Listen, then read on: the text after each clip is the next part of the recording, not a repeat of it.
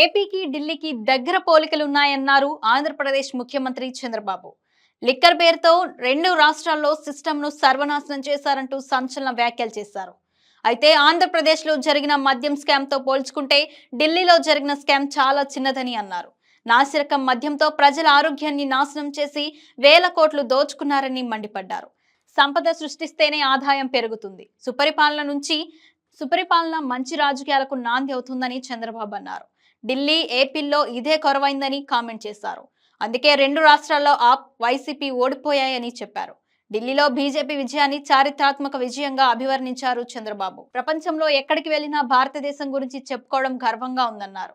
ఢిల్లీలో వాయు కాలుష్యం, రాజకీయ కాలుష్యం ఎక్కువగా ఉంది. ఇప్పుడు బీజేపీ గెలుపుతో అవి తుడిచిపెట్టుకుపోతాయన్నారు. ఒక్కోసారి పరిస్థితి తారుమారవుతోంది. ఇందుకు ఉదాహరణ ఢిల్లీ అని చంద్రబాబు అన్నారు. ప్రధాని నరేంద్ర మోడీపై నమ్మకంతోనే ఢిల్లీ విజయం సాధ్యమైందని, ప్రధాని మోడీ నాయకత్వాన్ని ప్రజలు బలపరచాలని వ్యాఖ్యానం చేశారు. ప్రధాని మోడీ గొప్ప నాయకుడు, రైట్ టైంలో రైట్ లీడర్షిప్ దేశానికి దొరికిందన్నారు. మోదీ వికసిత్ భారత్ 2047 అంటుంటే తాము వికసిత్ ఆంధ్రప్రదేశ్ అంటున్నామని అన్నారు. ఒక చారిత్రాత్మక విజయం ఇది. ఎందుకు నేను ఈ మాట చెప్తున్నానంటే, ఈరోజు గెలుపు అనేది ఒక బీజేపీకో ఒక ఢిల్లీలో ఉండే ప్రజలకే కాదు, భారతదేశంలో ఉండే ప్రజలందరికీ ఆత్మ గౌరవానికి సంబంధించిన విషయం. ఈరోజు ఎక్కడికి పోయినా ప్రపంచంలో మీది ఏ దేశం అంటే భారతదేశం చెప్తాం.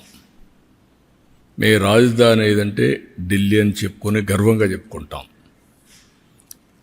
మనం అందరం కూడా మనకు మంచి భవిష్యత్తు ఉండాలి, ఎక్కువ అవకాశాలు ఎక్కడ ఉంటాయనుకుంటే మన రాజధానికి పోవాలనుకుంటాం. అది రాష్ట్ర రాజధాని కానీ దేశ రాజధాని కానీ. యాస్పిరేషన్స్ని ఫుల్ఫిల్ చేసే ప్లేస్గా ఉండాలి. అలాంటి రాజధాని ఇటీవల కాలంలో ఒక వెదర్ పొల్యూషన్, ఒక పొలిటికల్ పొల్యూషన్, ఈ రెండు పొల్యూషన్స్ కలిపి ఢిల్లీకి పోవడం మానేసి ఢిల్లీ నుంచి వేరే ప్రాంతాలకు వెళ్ళిపోయే పరిస్థితికి వచ్చారు. ఒకప్పుడు బీహార్ నుంచి ఒక ట్రైన్ ఎవ్రీడే లేబర్ అంతా కూడా అక్కడ పోయి పని చేసుకుని మళ్ళా ఈవినింగ్ ఢిల్లీ నుంచి బీహార్కి వెళ్ళేవాడు. ఇప్పుడు బీహార్ నుంచి ఢిల్లీకి రావడంలా. పరిపాలన అంటే ఎట్లుంటుందంటే, ఒక్కొక్కసారి పరిస్థితులన్నీ కూడా తారుమారయ్యే పరిస్థితులు వస్తుంది. దానికి ఉదాహరణ ఢిల్లీ. అయితే ఇక్కడ ఏ మోడల్ వర్కౌట్ అవుతుంది భారతదేశంలో అనుకుంటే, ప్రపంచంలో ఎక్కడ కానీ భారతదేశంలో కానీ పీపుల్ ఫస్ట్ ఒక సస్టైనబుల్ మోడల్ క్రియేట్ చేయాల్సిన అవసరం ఉంది. అదే నరేంద్ర మోడీ ఒక సస్టైనబుల్ మోడల్ని క్రియేట్ చేస్తున్నాడు. ఆయన్ని మనస్ఫూర్తిగా అభినందిస్తున్నాం. ఈరోజు ఢిల్లీలో గెలుపు కూడా ప్రధానమంత్రి నరేంద్ర మోడీ గారిపై నుండే నమ్మకం. ఆ నమ్మకంతో ఢిల్లీ ప్రజలు నరేంద్ర మోడీ గారి నాయకత్వాన్ని బలపరిచారు. ఇప్పుడు నేను మాటల్లో చెప్పడం కాకుండా విత్ ఫ్యాక్ట్స్ అండ్ ఫిగర్స్ కూడా మీకు ఎక్స్ప్లెయిన్ చేస్తున్నా ఏ మోడల్ వర్కౌట్ అవుతుంది దానికి. ఇప్పుడు మీరు చూస్తే డెవలప్మెంట్ జరగాలి. డెవలప్మెంట్ జరిగితే సంపద సృష్టించబడుతుంది. సంపద సృష్టించబడితే ఆదాయం పెరుగుతుంది రాష్ట్ర ప్రభుత్వానికి. ఆ ఆదాయం ఖర్చు పెడితే సంక్షేమ కార్యక్రమాలు ఎక్కువ చేయగలుగుతాం. మళ్ళీ డెవలప్మెంట్కి ఫండ్స్ ఉంటాయి. దీనివల్ల ప్రజల్ని ఎప్పటికప్పుడు ఎంపవర్ చేసుకుంటూ తలసరి ఆదాయం పెంచి మెరుగైన జీవన ప్రమాణాలు ఇవ్వడానికి అవకాశం వస్తుంది. ఇది సింపుల్ థియరీ. ఇది ఎవరైతే సమర్థవంతంగా చేస్తారో good development, good politics, good governance, good politics, ఒక సుపరిపాలన ఇవ్వగలిగితే అది మంచి రాజకీయాలకు కూడా నాంది పలుకుతుంది. భారతదేశంలో 34 years ఆర్థిక సంస్కరణలు ప్రారంభించి అంత మునుపు మనకు ఢిల్లీ రాజధాని బ్రిటిష్ పాలన, 3 ప్రెసిడెన్సీస్, మెడ్రాస్, కలకత్తా, ముంబై, ఈ ప్రెసిడెన్సీస్ అన్నీ ఉండేటివి. మెడ్రాస్ ప్రెసిడెన్సీ అని ఇవన్నీ ఉండేటివి. అవి మెగా సిటీస్ మనకు. అయితే ఇంకో కొన్ని హైదరాబాద్ లాంటివి, నిజాం లోకల్గా ఉండే ఇవన్నీ ఉన్నాయి. అలాంటి కొన్ని ప్రాంతాలు ఉన్నాయి. ఓవరాల్గా ఆ సినారియో అది. 91లో ఆర్థిక సంస్కరణలు వచ్చాయి. 91 నేను ఎప్పుడు కంపేర్ చేస్తాను, బిఫోర్ 91, ఆఫ్టర్ 91. ప్రీ 91 అనేది ఆర్థిక సంస్కరణలు రాని నేపథ్యంలో కాంగ్రెస్ పార్టీ మొనోపలి, ఒకే పార్టీ, సుస్థిరమైన ప్రభుత్వం, స్ట్రాంగ్ ప్రభుత్వం. ప్రపంచమంతా కూడా ఎగతాళి చేసే రోజులవి. హిందూ గ్రోత్ రేట్ మీకు 2% వస్తుంది, 1% వస్తుంది, మీకు అభివృద్ధి చేత కాదు అని ఎగతాళి చేసే రోజులు. అక్కడి నుంచి రిఫార్మ్స్ వచ్చాయి. అది కూడా మన తెలుగు బిడ్డ పివి నరసింహరావు తీసుకొచ్చాడు. అక్కడి నుంచి అందరికీ సమాన అవకాశాలు వచ్చాయి. What is the beauty of reform అంటే, లైసెన్స్ రాజు పోయింది, అందరికీ సమానమైన అవకాశాలు వచ్చాయి. అక్కడి నుంచి స్టార్ట్ అయింది. అక్కడి నుంచి స్టార్ట్ అయితే మీరు చూస్తే వెరీ ఇంట్రెస్టింగ్ ఒక సినారియో మీకు చూపిస్తాను. మళ్ళీ మీకు కూడా ఇస్తా, మీరు చూసుకోండి. మహారాష్ట్ర 95లో $55 బిలియన్ జిఎస్టిపి. అది $490 బిలియన్ అయింది. అంటే 9 టైమ్స్ గ్రో అయింది. 95కు 2024కి 9 టైమ్స్ గ్రో అయింది. $3,500 పర్ క్యాపిటల్ ఇన్కమ్ ఇప్పుడు.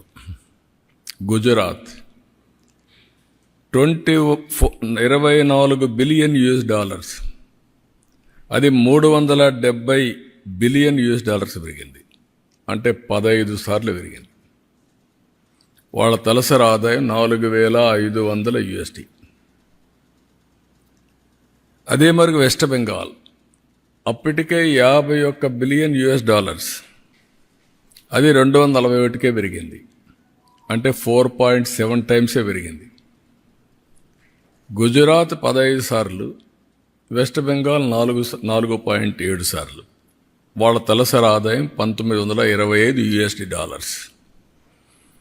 తమిళనాడు 45 బిలియన్ అప్పటికే, $355 బిలియన్ పెరిగింది. 8 టైమ్స్ పెరిగింది. $3,950 తలసరి ఆదాయం.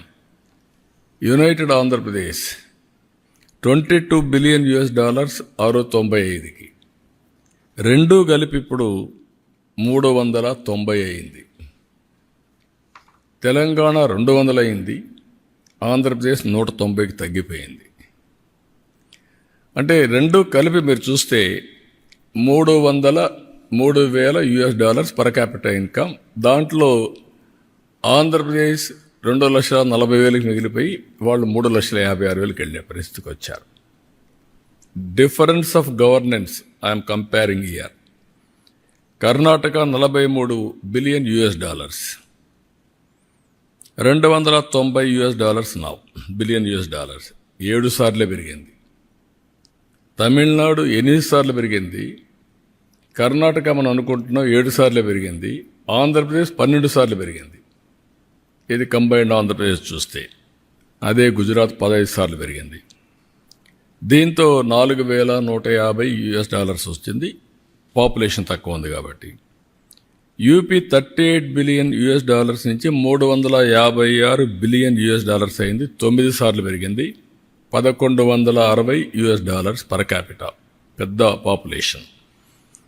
రాజస్థాన్ 33 బిలియన్ అది 175 పెరిగింది. 5 సార్లే పెరిగింది. $2,100 తలసరి ఆదాయం. బీహార్ 7.55 బిలియన్ ఉండేది 120 అయింది. 16 సార్లు పెరిగింది.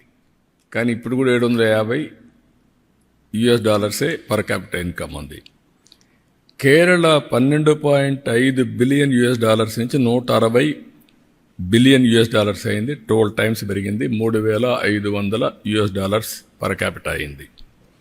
ఆల్ ఇండియా $330 బిలియన్ నుంచి $3,570 బిలియన్ పెరిగింది. ఇది 11 టైమ్స్ పెరిగింది.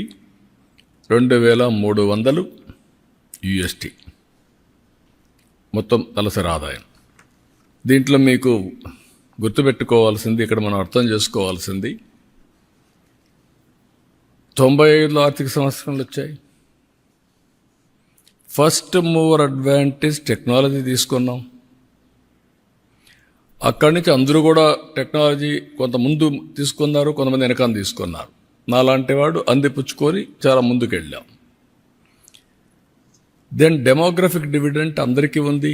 మనం కొంచెం తొందరపడి పాపులేషన్ కంట్రోల్కి వెళ్ళాం, కొంతమంది పోలేదు, అవన్నీ ఉన్నాయి. కానీ ఇంకా ఎంగేజ్ ఉంది.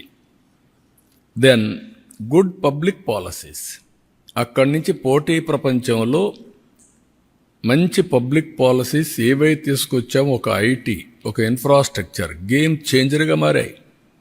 వెల్త్ క్రియేషన్ అయింది, ఆపర్చునిటీస్ పెరిగాయి, గ్రోత్ మల్టిప్లైర్ ఎఫెక్ట్లో వెళ్ళిపోయే పరిస్థితికి వచ్చింది. అదే సమయంలో right leader, right time and continuation, it made all the difference. మీరు ఇక్కడ చూస్తే గుజరాత్ 15 సార్లు అందరికంటే హైయెస్ట్ పెరిగింది. ఈరోజు $4,500 వెళ్ళిపోయారు వాళ్ళు. వై? అంత మునుపున్న ముంబై, కలకత్తా, చెన్నైని డామినేట్ చేసి ముందుకెళ్ళారు. రెండోది టెక్నాలజీ హబ్స్ అయినటువంటి